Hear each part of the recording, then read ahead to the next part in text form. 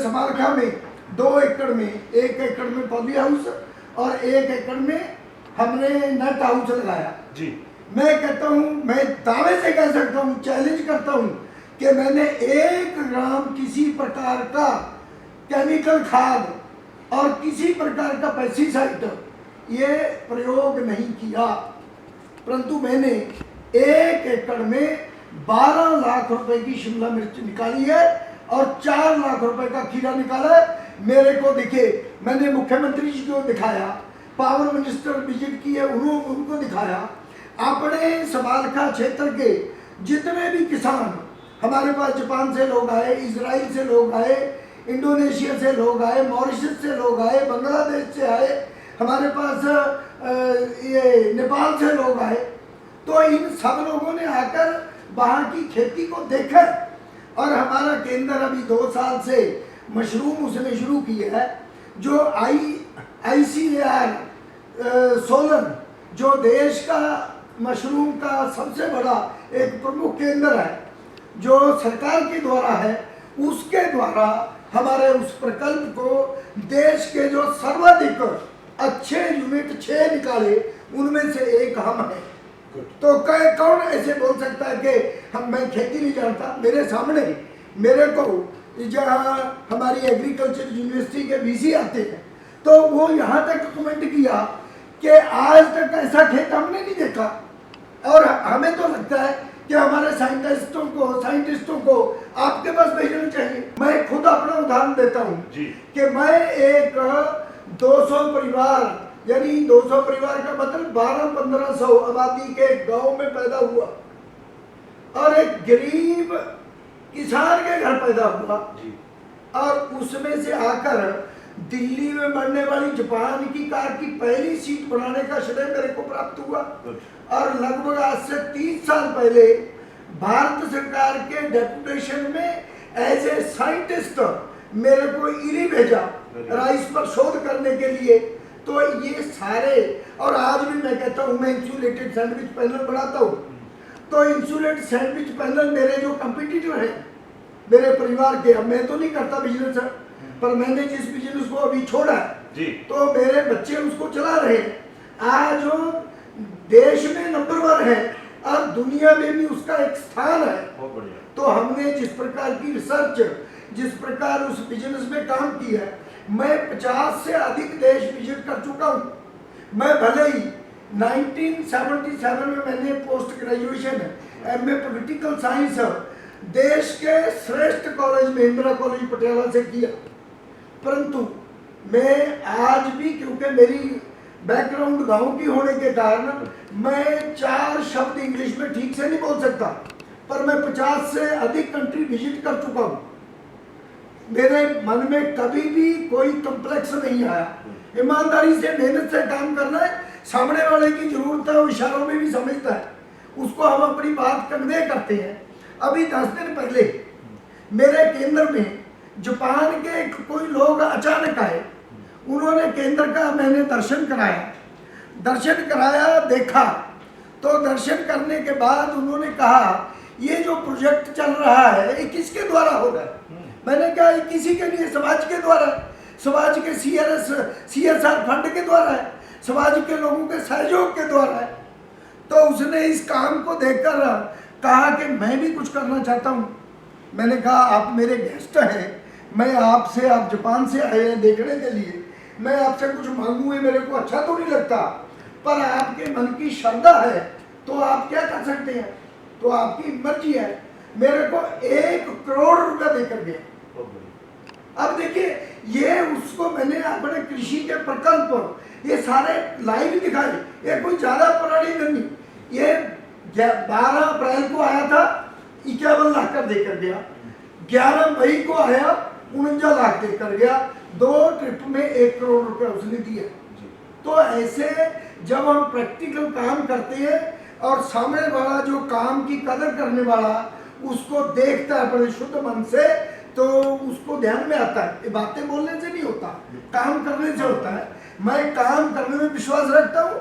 मैं ऐसे सब बंधुओं को निवेदन करता हूँ कि वो कृषि में क्या क्या हो सकता है उसका दर्शन करने के लिए समालखा केंद्र में आकर छोटे से खेत का, उसमें हम एक केंचुआ खाद, कई तरह के कीटनाशक जो ऑर्गेनिक वो हम तैयार कर रहे हैं, उनको आके सीखें, देखें।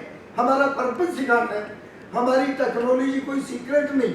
हम ये कहते हैं इस देश के हर गांव के युवा को इस कसारे को हम सिखा दें और उसका जीवन स्तर ऊपर हो। जी, आज हम आपका परिचय करा रहे हैं एक विश्व प्रसिद्ध उद्योगपति, और आज वो वर्तमान में किसान हैं। किस प्रकार उद्योगपति से वो किसान बने, ये सब उन्हीं के मुंह से जानेंगे। मैं आपका परिचय कराना चाह रहा हूँ माननीय पवन जिंदल जी से।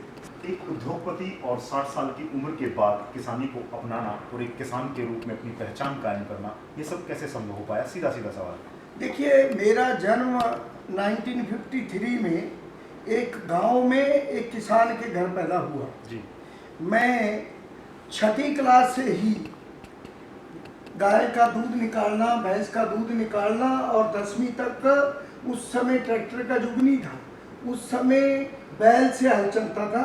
मैंने अपने हाथों से बैल से हल चलाया, मैंने बरसीन काटा है, सन्नी की है, टोका किया है। अगर मेरा ये देखें, मेरा ये हाथ, ये टोका मशीन में जब मैं 8वीं में था तब कटा।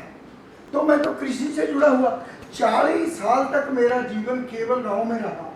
मैंने अपनी पोस्ट ग्रेजुएशन ये गांव में रहकर पूरी की, और मैं आज से 35 साल पहले कृषि पर शोध करने के लिए इरी गया, इंटरनेशनल राइस रिसर्च इंस्टीट्यूट हिलेबाइन मनीला, और गवर्नमेंट ऑफ इंडिया के डेपुटेशन में गया। मैं ऐसे ही नहीं गया। तो इसीलिए मैं बचपन से, मेरा बचपन कृषि में गुजरा।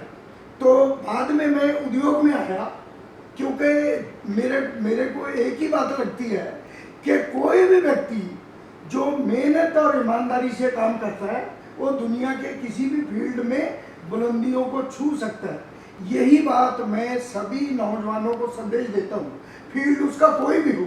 पर मैं जब कृषि से गांव से शहर में आया, तो भारत में बढ़ने वाली पहली मारुति कार की सीट बनाने का श्रेय भी मुझे प्राप्त है, जबकि मैं गांव का रहने वाला था। पर मैं उद्योग में आया, तो उद्योग में भी मैं जितने प्रकार के बिजनेस किए, उनमें सब में भारत में नंबर 1 रहा हूँ।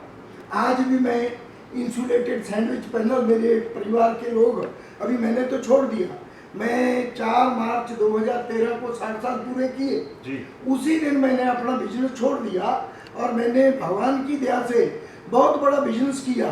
परंतु मुझे लगा कि अब इतना सब करने के बाद अपनी जिम्मेदारी समाज की जिम्मेदारी है, इसलिए सामाजिक कामों में लगना चाहिए।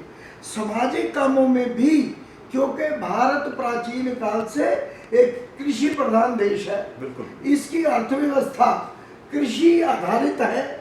60% आबादी आज भी गांव में बसती है। गांव में बसने वाली आबादी का मुख्य धंधा कृषि है। आज हमें गांव को बचाना होगा। गांव को बचाने के लिए गांव में ही कृषि को डेवलप करना पड़ेगा, किसान को आत्मनिर्भर करना पड़ेगा। ग्राम का विकास होगा तभी देश का विकास होगा। आज 75 साल के बाद जब हम देश का अध्ययन करते हैं, तो हमारे ध्यान में आता है कि इस 75 साल में जो 90% विकास हुआ और शहरों में हुआ, गांव इग्नोर हुआ, जिससे हमारी जो कृषि की अर्थव्यवस्था थी वो पीछे चली गई। इसको संभालना पड़ेगा, किसान को बचाना पड़ेगा। परंतु वो दिन भी दूर नहीं, जिस प्रकार की परिस्थितियां हमारे देश में चल रही है, जिस प्रकार से हमारे गांवों से पलायन हो रहा है। गांव आज किसान का बेटा पढ़ लिख कर वो खेती करना नहीं चाहता, वो 10,000 15,000 की डीसी रेट पर नौकरी करना चाहता है, परंतु आधुनिक तरीके से खेती नहीं करना चाहता। ये दुर्भाग्यपूर्ण स्थिति है, ये कष्टपूर्ण स्थिति है, क्योंकि हमारे देश में आज भी 42% जो एम्प्लॉयमेंट है वो कृषि के द्वारा है। अगर कृषि हम छोड़ देंगे तो अन्न की भी समस्या आएगी और बेरोजगारी की समस्या बढ़ेगी। गांव के बेरोजगार व्यक्ति को उसको नौकरियां कितनी दे सकते हैं? कोई भी सरकार है उतनी नौकरियां नहीं दे सकती। उसको आत्मनिर्भर बनाना पड़ेगा। आधुनिक तरीके के नए नए खेती के प्रकल्प बताने पड़ेंगे।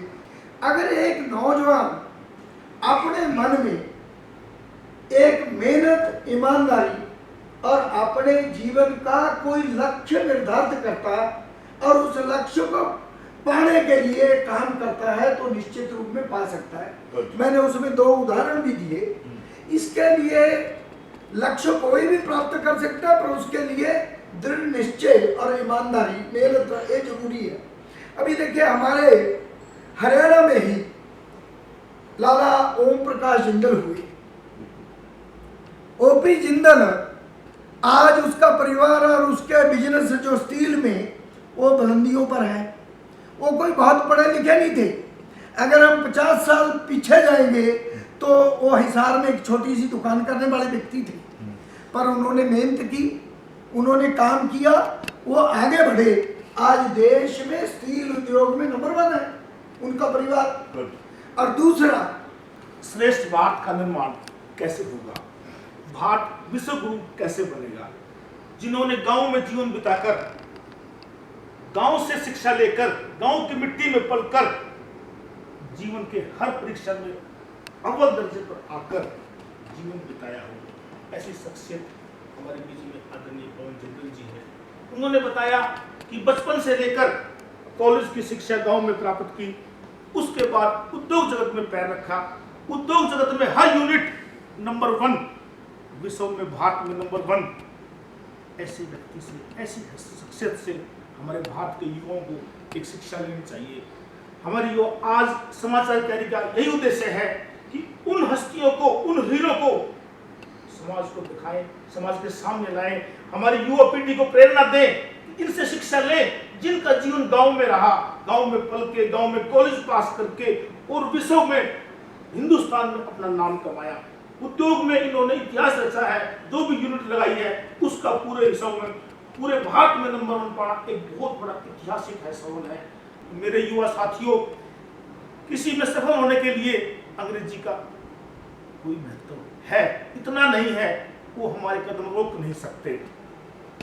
कड़ी मेहनत, पक्का इरादा, काम के प्रति समर्पण, आदरणीय जिंदल जी ने इसलिए ये कहा था, आज भी आप लोगों ने ही संदेश दिया है। समाचार कैरी के सभी पाठकों और दर्शकों से निवेदन है कि आदरणीय जिंदल जी की बातों का फॉलो करें, अपने भारत को श्रेष्ठ भारत बनाएं। ऐसे ऐसे आदर्श समाज में हैं, इनसे शिक्षा लेकर हम अपने भारत को, स्वयं को भी एक मजबूत बना सकते हैं। जी, इसी के साथ आप सभी का बहुत बहुत धन्यवाद। नमस्कार। धन्यवाद।